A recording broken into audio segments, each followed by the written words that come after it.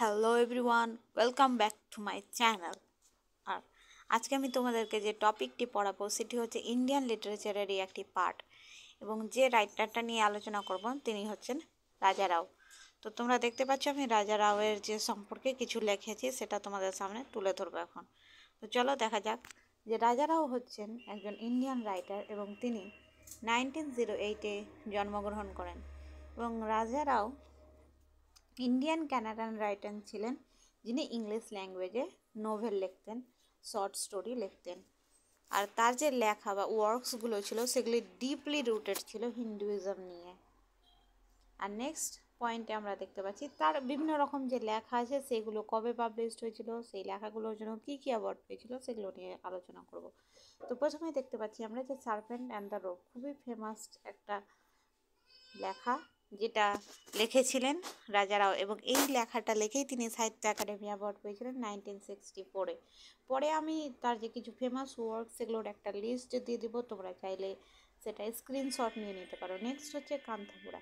কান্তাপুরার জন্য তিনি খুবই ফেমাসলি নোন তার যে এই ওয়ার্কটার জন্য। আর তিনি এখানে যে ইম্প্যাক্টটা তুলে ধরেছিলেন সেটা হচ্ছে গান্ধীজির টিচিং সম্পর্কে, নন ভায়োলেন্টের ব্যাপারে।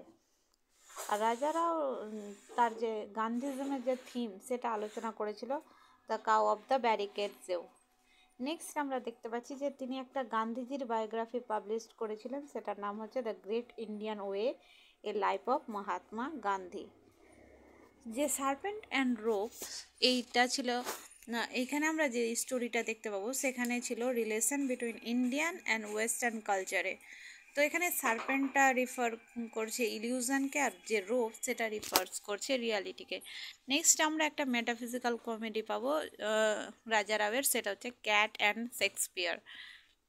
তো এখানে যে কমেডিটা সেখানে আমরা দেখতে পাবো যে বিভিন্ন ধরনের যে ফিলোসফিক্যাল কোয়েশ্চেন্স পোজড করা হয়েছে এই নোভেলটাতে।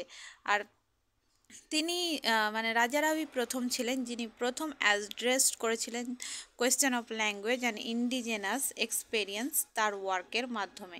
এবার চলো আমরা ডিসকাস করে নিই যে তিনি কী কী অ্যাওয়ার্ড পেয়েছিলেন। আমি তো একটা বললাম সাহিত্য একাডেমি পেয়েছিল 1964-এ দ্য সার্পেন্ট অ্যান্ড দ্য রোপের জন্য। আর এছাড়াও তিনি পেয়েছিলেন পদ্মভূষণ ইন 1969 আর Padma Vibhushan in 2007।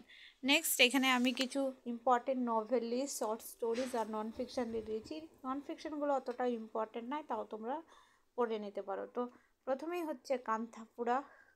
Next serpent and the rope বললাম, এটার জন্য তিনি সাহিত্য একাডেমি অ্যাওয়ার্ড পেয়েছিলেন। এই যে সাহিত্য একাডেমি অ্যাওয়ার্ড পাওয়া ওয়ার্কগুলো খুবই ইম্পর্টেন্ট, এগুলোর অবশ্যই সামারি পড়তে হবে আর ক্যারেক্টারগুলো লার্ন করতে হবে। নেক্সট হচ্ছে the cat and the Shakespeare, এটার সাবটাইটেল আছে এ টেল অফ ইন্ডিয়া। আর নেক্সট হচ্ছে কমরেড ক্লিরো, খুবই ফেমাস ওয়ার্ক। আর নেক্সট হচ্ছে the chess master and his novels. এখানে আমি শর্ট স্টোরিগুলো দিয়ে রেখেছি, তোমরা চাইলে এগুলো স্ক্রিনশট নিয়ে নিতে পারো। এবং ইন্ডিয়ান লিটারেচারের আরও রাইটার সম্পর্কে জানতে আমার প্লেলিস্টে গিয়ে দেখতে পারো।